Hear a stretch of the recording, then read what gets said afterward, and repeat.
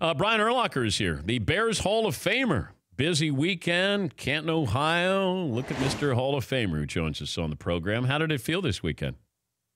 It was overwhelming. It was just crazy. You know, you go from one thing to the next. Like you get there and they have your whole schedule planned out for you. I was trying to take it all in, but I just kept feeling like I was rushed from one thing to the next. But the Hall of Fame luncheon on Friday, unbelievable. Just sitting there with all those guys, listening to them talk. We can't talk because we're rookies, so we just listen. But it was cool.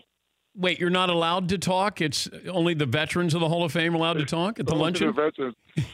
Yep. So next year if I go back, I'll be able to talk. But this year it was veterans only. Who did you meet where you went, I'm actually listening to this person talk to me? Every time I see Joe Namath, I'm like, wow, that's Joe Namath. Mel Blount is one of the biggest. Like, he's probably 6'4", 6'5". He played corner. I just can't. He was standing next to Joe Green. I was like, damn, he's taller than Joe Green is. He played corner. Just, you see these guys, and the eras are different, I know, but, man, some of these guys are just – it's amazing to see them. Could you have played safety in the NFL if you wanted to? I probably could have tried. Honestly, I think I'd have been okay. I would have had to lose some weight because I was 250, I think, my rookie year. Probably had to lose some weight so I was a little bit faster, but much better suited for linebacker, in my opinion. All right, your speech. How long did it take? Who helped? Yes. So it took me – so I started jotting stuff down on the way home after we found out that we were getting inducted. And then I probably let it sit for 3 months. And then the last month I started getting after it. A guy named Arthur Joseph helped me with it. I wrote everything in there was my context, but Arthur helped me with the presentation. And I did talk a little fast there at some points, but that's just me. I can't help it, man. I get excited. I have to talk fast. When you got to the kids, I didn't think you were going to make it through. Oh my gosh! Well, I got to my mom. I was, that was tough. But yeah, the kids. The prompter was right next to them, so I wasn't looking right at them. Thank God. Because if I was looking right at them, I'd have lost it for sure. To see their faces.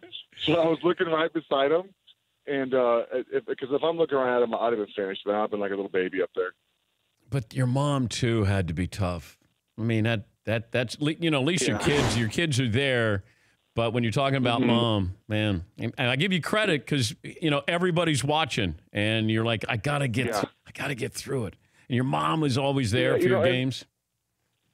She was unbelievable. Obviously, you heard what I said, but man, luckily I rehearsed the speech quite a few times, so I gone through that part. But what you can't account for is the emotions you feel when you're up there, and all the people watching. My whole family was sitting right in front of me. They're literally 50 feet in front of me. I'm looking at everybody. So I just couldn't take that into consideration when I was up there. But I did a good job of pausing and taking a breath when I felt it coming on and just waiting and letting it pass. How did it feel putting that jacket on? Unbelievable. We got it in the mail, and I put it on for about 10 seconds to make sure it fit. Took it off real fast because I wanted it to be special when I put it on that Friday night. I wanted it to be special. So I took it off real quick and sent it back to him. But, man, it was unbelievable to kind of, and I didn't really feel like I was in until after I was done with my speech. And I was like, all right, now you made it. Now you can relax. It was like a huge relief off of me once I was done with my speech.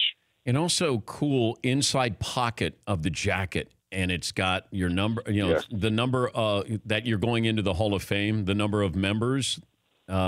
Describe what that looks like, that little patch that they have on the inside part of the jacket. Yeah, just like you said, on the inside left pocket of my jacket, it says Brian Urlacher, Hall of Fame class 2018, number 318. That's my Hall of Fame numbers. I'm the 318th person to be inducted into the Pro Football Hall of Fame. It's cool, man. The jacket's kind of light. I like that because it's hot as hell out there on the stage on Saturday. Oh my gosh! I didn't take. I look like a fool in shades, so I didn't take shades. But it was bright, it was hot, and then the sun. We were in a pretty good spot on the stage where the sun kind of went down, and we caught a bunch of shade. For more Dan Patrick Show, tune to Audience Channel 239 on DirecTV or download the Dan Patrick Show app.